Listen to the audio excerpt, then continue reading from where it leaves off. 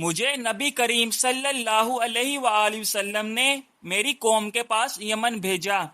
جب حجۃ الوداع کے موقع پر میں آیا تو آپ سے بطحا میں ملاقات ہوئی۔ آپ نے دریافت فرمایا کہ کس کا احرام باندھا ہے؟ میں نے عرض کی کہ حضور صلی اللہ علیہ وآلہ وسلم نے جس کا باندھا ہو۔ آپ نے پوچھا کیا تمہارے ساتھ قربانی ہے؟ میں نے عرض کی کہ نہیں۔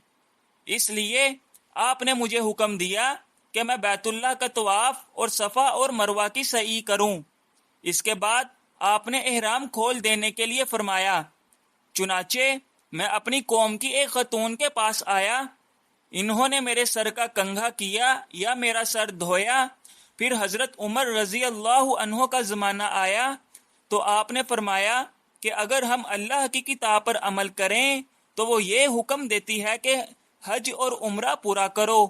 اللہ تعالیٰ فرماتا ہے حج اور عمرہ پورا کرو اللہ کی رضا کے لیے۔ اور اگر ہم حضرت صلی اللہ علیہ وآلہ وسلم کی سنت کو لیں تو حضور صلی اللہ علیہ وآلہ وسلم نے اس وقت تک احرام نہیں کھولا جب تک آپ نے قربانی سے فراغت نہیں حاصل فرمائی۔